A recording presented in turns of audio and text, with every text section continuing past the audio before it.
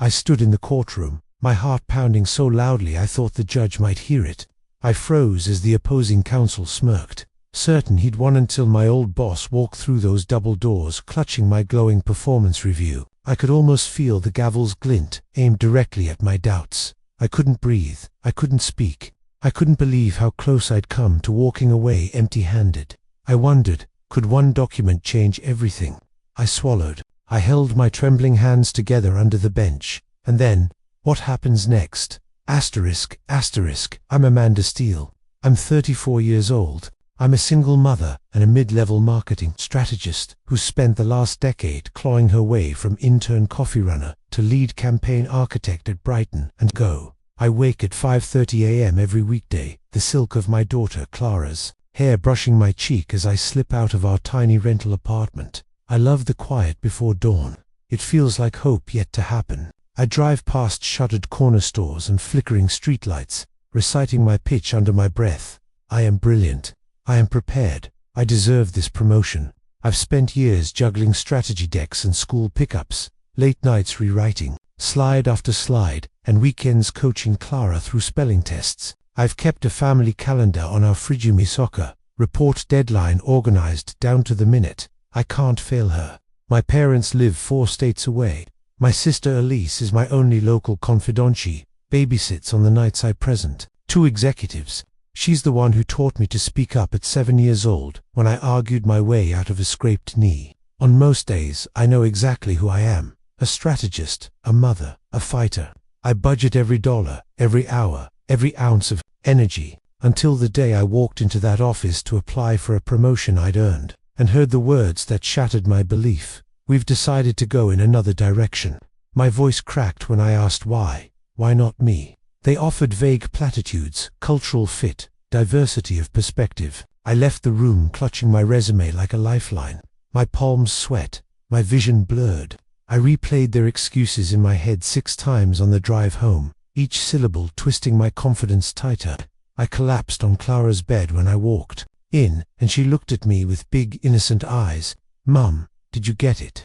I kissed her forehead and forced a tight smile. "Not this time, baby. I can't let this go," I thought. I won't. I decided then I would fight back. I called Elise that night. "Stand by me. I'm going up against Brighton Co." She said, "I've got your back, always." And that was when the real conflict began. And then, what happens when you refuse to be silenced? I entered Brighton Co.'s lobby again 2 weeks later, my pulse a steady drum in my ears. I clutched a manila folder of compiled emails and charts, my ammunition. This time, I'd make them listen. I was greeted by the same receptionist, whose polite smile felt sharper than a blade. "Miss Steele, they'll see you now." I rose, smoothing the creases in my blouse. My hands still shook. "Don't let them see your fear." The conference room doors swung open. There sat Marlo, my former boss turned adversary, his posture rigid as polished mahogany. Beside him sat 2 new faces. Nolan, the HR director with an unreadable expression, and Lila, the junior associate who'd replaced me on a key campaign. I've reviewed the performance metrics for Q1 through Q4. Marlo cut me off with a tight smile. "Amanda, we appreciate your enthusiasm, but we stand by our decision." I swallowed. My vision blurred at the edge, again with platitudes. I spread my charts on the table. "Look at these click-through rates. I drove a 27% lift in engagement. Those projections saved the firm $120,000. Lila leaned forward, folding her arms. "Those metrics are from last year." My jaw clenched. "And they're still valid. I've sustained that momentum." A pause. Then Nolan's voice. "We need someone who meshes with the new leadership style." The words landed like blows. Mesh. My chest tightened into a vice. I caught my reflection in the sleek glass wall, dark circles under my eyes. A forced calm. On my lips, my throat burned with unsaid words. That evening, I found myself replaying every detail. New leadership style. I thought, was I too direct, too assertive? I remembered how Marlo once praised my no-nonsense approach in front of the entire team. Had that praise been real or just performance theater? I dialed Elise and paced our cramped kitchen. "They're rewriting my strengths as flaws." I hissed. She paused, then said quietly, "They're afraid of you." I shook my head. feeling both relieved and terrified, afraid of me. The next day I arrived at work early, determined to probe deeper. I approached Leela's desk under the guise of professional courtesy. "Congratulations on the new role," I said. My voice was soft, but my eyes were sharp. She barely looked up. "Thanks." I watched her for a beat, how she hesitated, her brow flicking to my folder on the floor. "Are you okay?" I asked, leaning down. She blinked, her defenses slipping. I don't know. I wanted that position. I thought I earned it." I nodded slowly, feeling a chill. "I did the work that paved your path." Her lips parted. She swallowed. "It wasn't personal," she whispered. The honest tremor in her voice felt like a confession. "Then why did they bury my review? Why did they gaslight me at every turn?" That night, I crawled into bed beside Clara. She nestled against me, her breath warm on my neck. "Mom, will they pick you?" she asked sleepily. I hugged her tight, my voice barely audible. "I don't know, baby. I'm running out of ground to stand on." Days later, I discovered an email chain between Marlowe and Nolan marked, hidden in a secondary folder. I stared at the screen as my stomach dropped. They described me as too domineering, unfit for collaborative initiatives, and had laughed off my achievements as overstatements. I pressed my hand to the desk, my heart slamming against my ribs. They weaponized my confidence. I printed the chain, my breath ragged. I loaded it into my folder. Next stop, mediation. I sat across from Nolan and Marlowe once more, the documents between us like a gauntlet. My voice cracked when I began. "You called my work overstatements. This is your own email." Nolan clicked through the pages, his face draining of color. Marlowe's jaw ticked. I felt heat rise in my cheeks, not anger, but vindication. They can't deny it now. And then, the doors burst open, and Leela rushed in, eyes wide. "You need to see this." "What does Leela have?" I followed Lila through the marble hallway, my folder still clutched tight against my chest. The echo of our shoes sounded like thunder in the silent corridors. "What now?" My pulse hammered so loud I half expected to hear it. I froze as she threw open the door to a small, cluttered office. Inside sat Elise, her laptop screen aglow with something that made her eyes widen. Papers were strewn across the desk, legal briefs, affidavits, even my daughter Clara's school permission slips. I stepped in, heart in my throat. "What is all this?" I whispered. Leela swallowed hard. "I found these in Nolan's trash can." She pointed to a folder labeled Brighton Co. Confidential Performance Reviews 2023. I felt my stomach knot. Elise tapped the screen. "Look at the file names."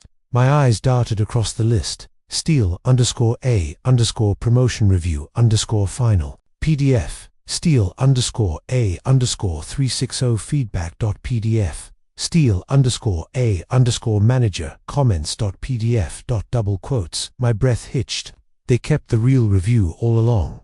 I clicked Steele_A_promotion review _final.pdf and watched my own words fill the screen. I consistently exceeded every KPI this fiscal year, including 35% uplift in lead generation, 40% decrease in campaign costs, and an unsolicited commendation from our largest client. And below, in bold red letters, recommend promotion to Senior Strategist. My palms went slick. I stumbled back, clutching the doorframe. They lied. Elise reached out, steadying me. "They suppressed this. They never intended to promote you." I blinked rapidly, my vision blurred, and I closed my eyes. "This is real." A sudden wave of nausea hit. I sank into the nearest chair, knees trembling. My mind raced. All those mornings I sacrificed for charts and decks. All the sleepless nights I spent coaching Clara. They threw it all away. My shoulders sagged as sobs threatened to break loose. I pressed my palms into my eyes, tasting the metallic sting of tears. "I'm so tired." Elise knelt beside me, voice calm but urgent. "We need to get this to the judge." I shook my head, my voice barely a breath. It's not enough. They'll say it's forged." Leela's eyes hardened. "We verified Nolan's credentials. The metadata matches company servers."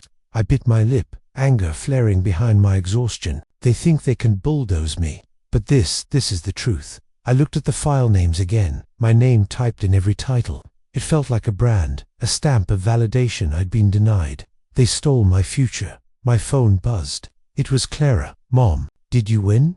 Her text held that hopeful innocence that broke my heart. I closed my eyes and inhaled, grounding myself. I can't break now. I rose, legs unsteady but resolved. The room tilted, but I planted my feet. "You're right," I said, voice steadier. "We bring this to the judge tomorrow." Elise nodded. "I'll file the motion tonight. Get some rest." I sank back onto the chair, exhaustion and adrenaline colliding into a heavy buzz beneath my skull. Tomorrow changes everything. That night, I lay in bed beside Clara, who slept with her favorite teddy tucked under her chin. I stared at the ceiling, mind racing through every possible outcome. If I win, I get justice. If I lose, a fresh wave of doubt washed over me. What if they discredit the document? What if the judge buys their spin?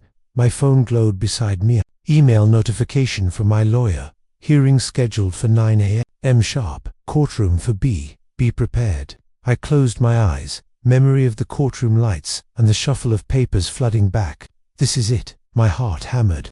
I'll face them head on. I reached out and stroked Clara's hair. "Mummy's going to fight," I murmured. I pressed my forehead to her soft cheek, inhaling the scent of innocence. I have to win for her. I lay awake until dawn, mind spinning with strategies, how I'd open, how I'd present the review, how I'd confront Marlowe's eyes and Nolan's silence. And then the alarm jarred me awake, the first light of day slicing through the curtains. I sat up, heart racing. Today is the day. I grabbed my folder, checked the folder's seal, and sprinted out the door, leaving behind every doubt I'd ever had. What will the judge say when I stand before her with the truth in my hands? Asterisk, asterisk. I stepped into courtroom for B, feeling the weight of every sleepless night pressing into my shoulders. The lights overhead were harsh and unflinching, spotlighting my folder like a spotlight on a confession booth. This is it.